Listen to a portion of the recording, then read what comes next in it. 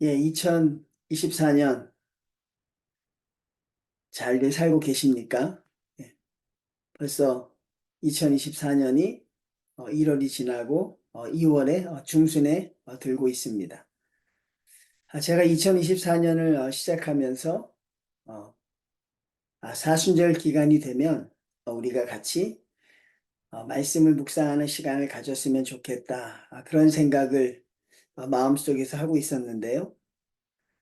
어, 그때가 오겠지 오겠지 하다가 기다리다가 벌써 하루를 제가 지나치고 말았습니다. 2024년의 사순절 기간은 2월 14일부터 3월 31일까지입니다. 제가 그걸 체크하고 있었는데 깜빡 하루를 놓치게 된 것 같아요. 그래서 사순절 말씀 묵상 40일간이죠.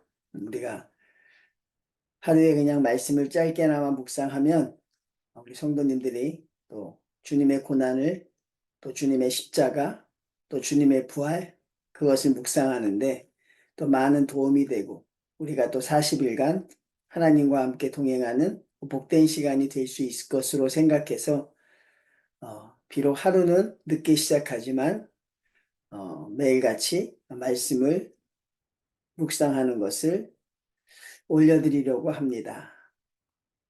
물론 뭐 새벽 기도는 큐티 스케줄을 따라서 새벽에 올리겠지만 이 사순절 기간의 말씀 묵상 이것은 글쎄 정해진 시간이 언제인지 모르겠습니다. 제가 말씀이 준비되는 대로 올려드리면 여러분들이 그냥 묵상하시고 하루하루 또 주님의 뜻대로 살아가시면 되겠습니다. 오늘은 첫째 날이 아니라 아쉽게도 둘째 날이지만 예, 본문을 보면 요한복음 13장 1절입니다. 요한복음 13장 1절 6월절 전에 예수께서 자기가 세상을 떠나 아버지께로 돌아가실 때가 이른 줄 아시고 세상에 있는 자기 사람들을 사랑하시되 끝까지 사랑하시니라. 예수님께서 끝까지 사랑하신다고 말씀하십니다. 예수님에게 조금 더 집중해 보기를 바랍니다. 우리가 복음을 묵상할 때, 말씀을 묵상할 때 깊게 들어가지 못하는 경우가 있지만 오늘은 요 한 절의 말씀을 가지고 주님 앞에 조금 집중해 보셨으면 합니다. 주님이 우리를 끝까지 사랑하신다고 하십니다. 우리가 누군가를 사랑하려면 일단 우리가 좀 편안해야 됩니다.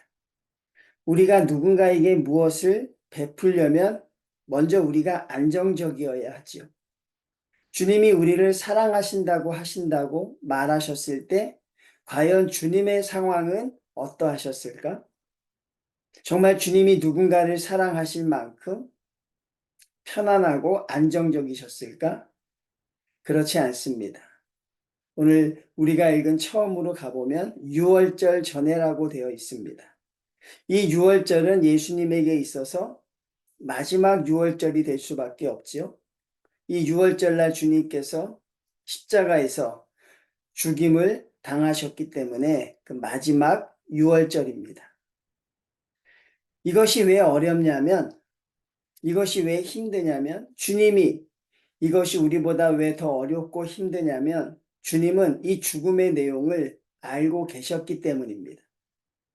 당신이 어떻게 죽을 줄을 알고 계셨습니다. 그게 참 고통스럽고 힘든 것이죠. 차라리 모르면 나았을 텐데 주님은 당신이 어떤 고통을 당하실지 알고 계셨습니다. 그러니 사실 그 십자가를 지시기 전까지 하루하루가 주님에게는 참 힘들고 어려웠을 것입니다.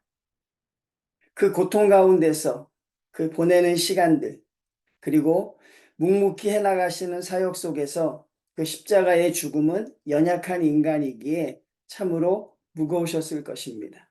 우리가 그 주님의 마음을 조금 이해할 수 있는 시간들이 필요한 것이죠. 이제 세상을 떠난다는 것, 참혹한 고통이 있음을 말씀하고 있습니다.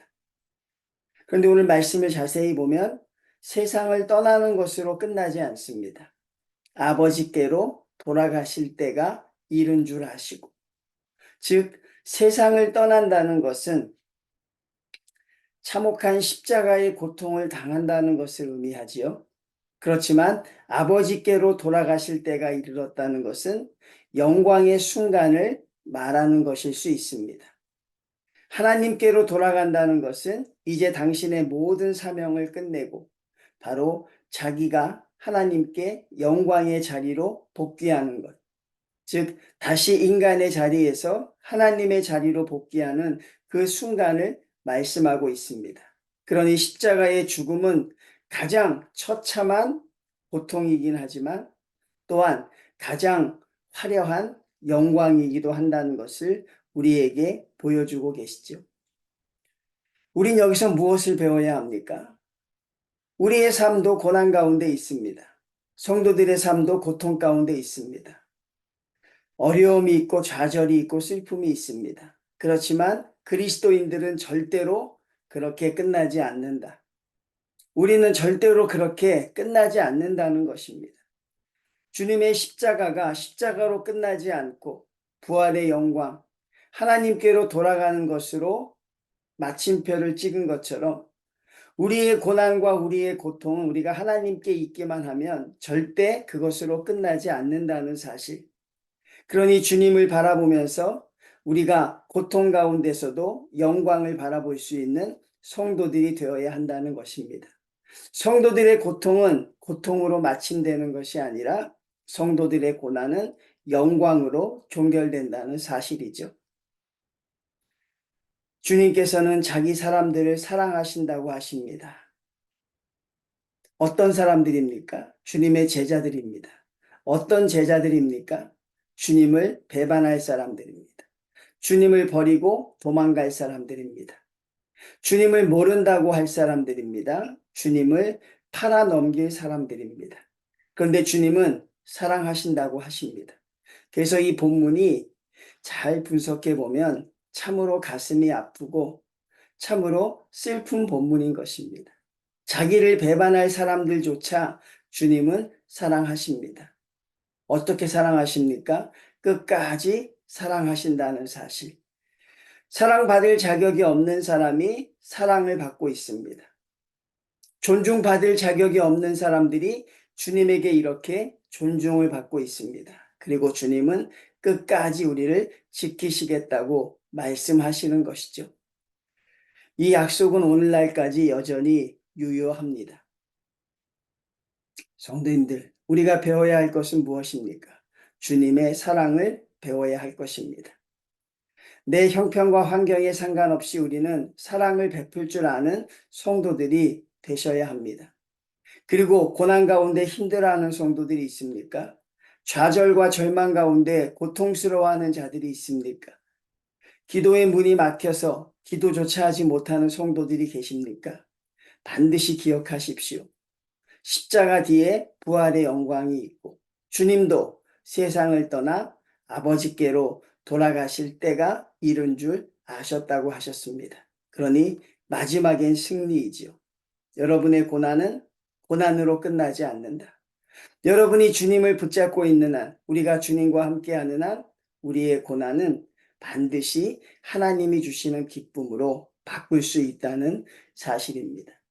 그게 우리가 사순절을 지켜가며 사순절의 말씀을 묵상하는 큰 의미라고 할 수 있겠습니다.